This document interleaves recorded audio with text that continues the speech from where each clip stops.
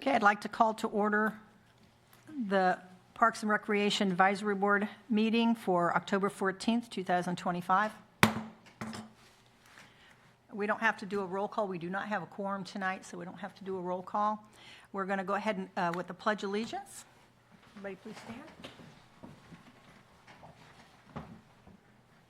I pledge allegiance to the flag of the United States of America and to the republic for which it stands, one nation, under God, indivisible, with liberty and justice for all.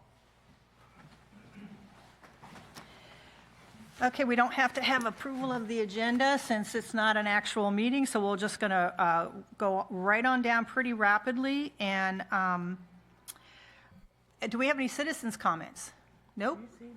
Well, there's a person hiding behind the beam there. Yeah. Oh, okay. Division reports, please. Thank you, Teresa. Just a couple things I want to give everybody an update on. At Dames Park, field maintenance continues on all the fields. Field 1 is still currently open. We also are about 75% complete with the playground out back at Dames. We had actually 2 pieces of a platform that came that was wrong, so we're waiting on the manufacturer to ship some the new platforms out. So we'll hopefully get that one here completed here real soon. At Ozzie, the park does close to the public starting October 27th. That's for the synthetic turf install. We already have staff out there removing all of our irrigation heads and stuff and adjusting valve boxes and stuff like that. Did you say October 27th? October 27th. That's when it's closing. That's when we'll be closing the park down to the public. Ozzie's, right? That's correct, yes ma'am. Let's say you can't close down now, they're too busy. That's right. At Westall Park, Brendan's splash pad is currently closed. We actually closed that down yesterday. So we actually got a couple more weeks than we typically do. I mean, it's been a very, very warm fall. So, but that the splash pad is currently closed at Westall Park. And at Civic, on September 6th, we hosted the Chamber's Rail District Festivals. I want to thank the park staff for their help and support, driving the train, doing load in, load outs, and just keeping the park clean during their event. At Fort Zumwalt, the park closes October 13th to vehicle traffic only. People can still park in the front of the park and walk in. And that is for our annual celebration of lights. And then lastly, I just wanted to let you know I did provide you with a copy of the 2026 budget. That is what we will be presenting to council on Thursday night. So with that, I would be happy to answer any questions. Thank you. Anybody have any questions? No? Recreation report? Thanks, Teresa. We had 70 kids registered for our new season of Civic Dance that started last month. The Missouri Parks and Recreation Association, which is our state association, did a camp summit at Kinetic Park last month. Our recreation specialist, Amy Jordan, was leading that discussion. Registration for athletic programs is strong. We had 556 kids signed up for soccer and 64 kids enrolled in the T-ball and coach pitch league. I discussed this a little bit last month, but we are officially joining the New Horizons Youth Baseball League for the upcoming spring season. The league has teams from Wentzville, Lake St. Louis, Flint Hill, New Melly, Darting Prairie, OCAC, St. Paul, Wright City, and now we're a part of that as well. So we'll be putting together baseball, softball programs, so our teams will compete in that league. Cool. The venues and weddings team has been busy with Krekel Civic Center. We've got new chairs there, so we're replacing some of the lobby furniture. And we had our annual shutdown. I mentioned that last month with O'Day Lodge. We had a chance to patch some walls, paint some walls, clean the fireplace and windows, and a couple kick plates for the doors were replaced. O'Day Lodge hosted 2 O'Fallon Chamber of Commerce events last month, so that was nice. Personal training sales doubled for the month. Normally, it's about $4,900 that we get in August. This last month, we had $8,600. A lot of that is part to the Fitness Reset special that we ran after we reopened the Renaud Center after shutdown. The fitness team added new classes for our aerobics schedule. There's some additional dance fitness classes and a 20-20-20, which consists of 20 minutes of strength training, 20 minutes of cardio, and 20 minutes of stretching. The department's third Get Out and Play Day has been rescheduled to 6 p.m. to 8 p.m. On Friday, November 14th at Dames Park. We're kind of hosting a Friday Night Lights theme that'll help introduce our new flag football program that we're doing with the NFL. They'll have an opportunity to perform some skills, show off their best touchdown dance moves, and take part in scrimmages for the flag football. We've officially surpassed $70,000 in sponsorship revenue this year. Kristen's really worked hard to kind of grow the community partnerships for some of the smaller events, like Jammin' and Whiskers and Wags and our spring and fall food truck events. So that's where a lot of that growth has come from. And then recreation managers Jennifer Hoisington and Kristen Vanderberg attended the International Festivals and Events Association Conference in this past month. It was Palm Springs, I think, California. There's a lot of information on sponsorship valuation, sponsor activations, and other components that help the department improve their packages. So that was a big interest for them. And that's all I have. Thanks, Craig. Back to your soccer, you said you had 500 and what? 556 kids for our soccer program. 556. Now, is that an average number or good? That's about where we're averaging, maybe a little bit lower. Do you guys have any questions? I was curious if it was growing or not. Yeah. That's good. It's staying the same. That's good. Yeah, soccer's kind of plateaued at this point. We do struggle a little bit to get to the numbers that we've had 10 years ago or so. Oh, really? Okay. Any other questions? Nope. Okay. Old business. I don't think anybody has any old business I'd like to bring up. New business. We have a tournaments presentation. Dalton Patton. Hey, Dalton. Good evening. How's it going? Great. I'm going to kind of give you a recap of tournaments that we held at Ozzie and Westhoff in 2025 and kind of what we're planning for 2026, especially with the installation of the synthetic turf. But before we get there, there's a couple of new faces to me, and so I just want to kind of introduce myself. My name's Dalton. I'm the Recreation Program Manager for the O'Fallon Recreation Department. I oversee tournaments, program operations and budgets, bids and agreements, and a lot of our software that we use in the Recreation Department. And my full-time staff are the recreation specialists over youth programming, athletics, front desk, and senior activities. And kind of when I mentioned tournaments, they're all hosted at Ozzie Smith Sport Complex. There are a couple of weekends throughout the year that also utilize Westhoff Park, Diamonds 1 and 4, but the vast majority of them are at Ozzie Smith Sport Complex exclusively. Typically, it's 2 days a week, a Saturday and Sunday, this past year, and we provide field setup. So, you know, the Parks Department drags the fields, makes them look really nice and awesome, makes sure the park was clean, and gets all like the bases set and the mounds set for what the tournaments are requesting. And then we also provide on-site concessions. So this is also on the pages I have in front of you, if you can't read it, but these are the actual dates that we used in 2025.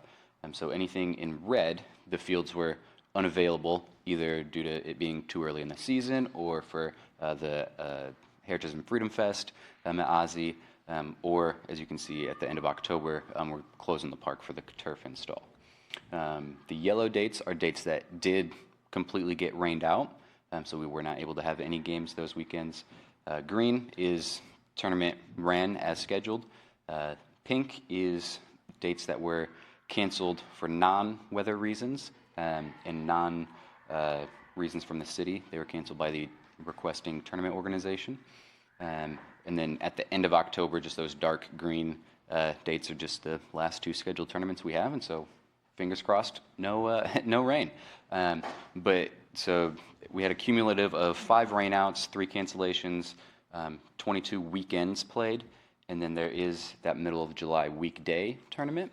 And then we had about roughly 1,300 individual games played. And so we did have 2 open dates in August, the 9th and the 10th and 16th, 17th. Historically, those are pretty undesirable dates for a lot of like baseball and softball events. One, it's really hot, and 2, you get kind of getting into back to school and kind of ending most of the summer stuff. So those dates are just undesirable for the most part. Actual logistics, or not logistics, demographics of where the teams are coming from for our tournaments. We have about 30% from St. Charles County, about 20% out of state, and 50% in Missouri, not counting St. Charles County. So outside of St. Charles County, but still within Missouri. And we had a total of 642 teams attend our tournaments.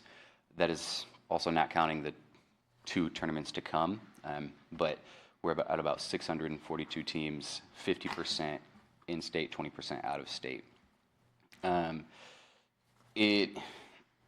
As far as kind of where Missouri, that 50% of teams is, a lot of them are still kind of St. Louis metro area. The vast majority of them are St. Louis metro area. There's a small portion that are kind of Kansas City, Missouri side, and then kind of central and southeast Missouri. But the vast majority are still going to be St. Louis metro area from that. The plan for 2026 is with the installation of synthetic turf. I am figuring out and proposing a new kind of deposit policy to reserve the fields, just so that when the fields get requested, the tournament organizations kind of have more of a financial tie to use the fields they requested, or to only request the fields that they anticipate using, and to try to lower the chance of any like non-weather related cancellations.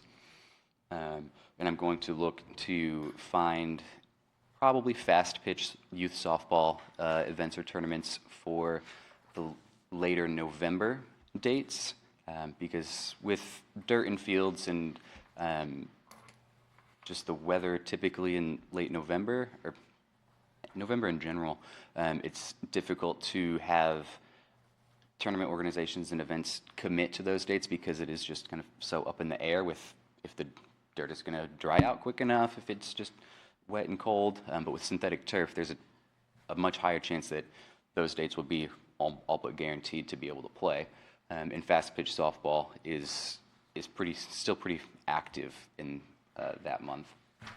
And looking at other sports potentially to try to use those 2 August dates, weekends, because like I said, they're pretty undesirable for youth baseball and softball. And so maybe there's other sports out there that, you know, I could seek out and maybe it's soccer or lacrosse, or really just find an opportunity just to fill the field during those 2 weekends.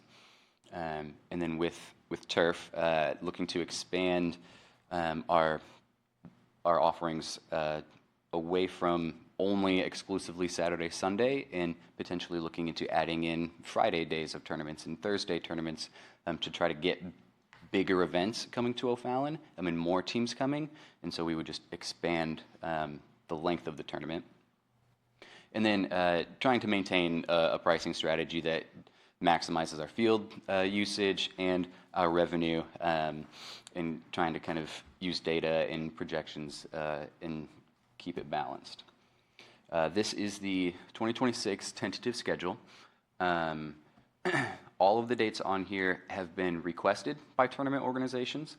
Anything that's highlighted, not red, has already been requested, and by the end of this month, I'll have the deposit policy in place, and then by the end of this month, I'll have a concrete schedule of what will be going on.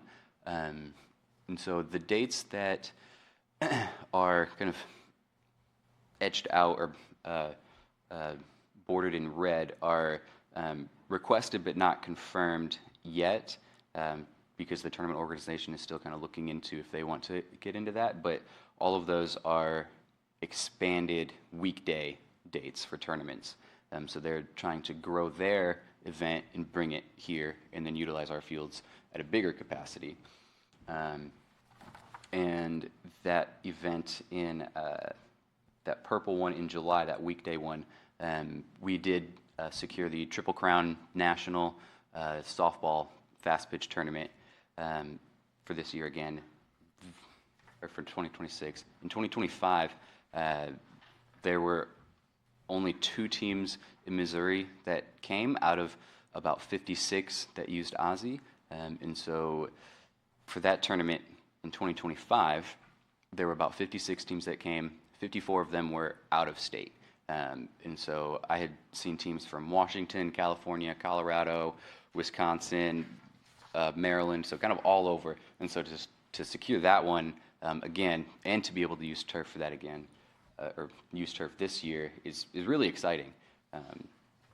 So, and as you can see, we're still missing the August 8th and 15th weekends, and then some later dates in November that are open that I'm going to kind of do some research and look into booking. With that, we have about 28 unique tournaments requested for 2026, where with 2025, we had 25 that were requested. So we're going up with the amount of requests right now, and that's not even counting March and half of April that we are keeping closed to complete the turf project. And so looking at 2027, all the rest of April and potentially all of March are also going to be available. And so we have a lot of potential to get expanded events and more events. And with the synthetic turf, we're planning on having a very low rainout rate. And so hopefully we don't have, the 5 full weekends that rain out like last year. Any questions? Go ahead. You were talking about the New Horizon League. How does that tie in with your function? Is that give me an overview, please? Yes. No. Good question. So I kind of worked with New Horizons and kind of all of the current members of New Horizons to try to propose for O'Fallon to join. And so with New Horizons, kind of how they had it laid out is they have games Monday through Thursday, and it's up to the organization or the home park. They can decide when and what days they want games on for their home games. And so I'm planning on having home games Monday through Thursday. That'll depend on how much registration we get for the baseball league, but Monday through Thursday. And so potentially the only times it would have any sort of potential conflict is if a tournament expands into having games on Thursday. So the New Horizons doesn't do tournaments? They're strictly just playing games, or? Yes, and New Horizons is kind of a coalition league between all the municipalities, and so there's no guarantee of for them to have a tournament. There is opportunity to create to create tournaments and maybe have at the end of the spring season, maybe get together like an all-star team and like have like the O'Fallon all-star team play the Wentzville all-star team, or have like an all-star tournament. And so that's all on the table, but not anything like guaranteed in the structure of New Horizons League. And, sorry, one more. What was the GMB? GMB stands for Greater Midwest Baseball. Yep. Yeah. And the yellow slots? On this one, those are not rainouts. That is a Game 7 tournament organization. Oh, I Yep. see. Yep, those are in the kind of legend below. Those GMB, Game 7, Triple Crown, Play 9, and Ray see. Elking, those are all That's- the name of the organizations that have requested. Who does all the scheduling? Oh, but that's a nightmare. I don't, thankfully, I don't have to do this game scheduling and like the team scheduling, because that would that would be a lot. But yeah, I work with all of the tournament organizations to schedule their dates and fields. And all of these are at Ozzy. All of these are at Ozzy. Yep. And with Ozzy being synthetic turf next year, the likeliness of us using Westoff for tournaments is going to be a lot lower, because the tournament organizations are going to advertise their tournaments as a turf tournament, and that's what the teams are going to sign up for. And so you don't want to advertise a turf tournament and then stick them on a dirt field to play. So there's potential that we use Westoff just as like emergency overflow, or just if we need to use a game here and there or something. But I anticipate almost exclusively tournaments being at Ozzy. So the players really prefer the turf. Depends on which player you ask. The draw for there's a lot of draws for turf, but one of the draws for tournament organizations to use turf is they don't have to worry about weather as much. Right. It's more guaranteed that what they book, they're going to use. As far as like preference of just a player playing on either dirt or turf, turf is definitely more consistent to play on, and so I would say most prefer turf. Thank you. Yeah. Any questions? I'm curious what kind of weather would prevent them from playing on turf? Pretty much day of during games, like pretty heavy rain or lightning. What about the ones in November, like would ice or things like that? With Missouri, anything's on the table. Yep. Yes, that would definitely be a consideration. But right now, with dirt, if, for example, it rains, Friday night, the Saturday and Sunday is definitely in the question if the dirt's going to dry out or not. Whereas with turf, if it rains Friday night, you're still probably looking pretty good to play on Saturday. So. Okay. Any other questions? Thank you. Thanks. Thank you. Okay, so our next Parks and Rec meeting is scheduled for November 11th, which is Veterans Day. So we need to decide, or we should, I want to know from you guys, should we reschedule, and John can find us another date? We're looking at possibly the next Tuesday. If you would like to reschedule, we will not have a meeting in December, because we never do have a meeting in December, so. Operational lights. Right. So we still haven't voted we haven't had a quorum, so, right, we haven't voted on acceptance of the September meeting minutes, and there's still some business that we need to deal with that we haven't been able to because we don't have a quorum. So I want to know from you guys, do you want to just reschedule the November meeting, see if we can get it in there, fairly quickly, or, because otherwise we won't have a meeting until January. What do you guys want to do? I don't have either night. It doesn't matter to me. It's okay with you guys if we reschedule?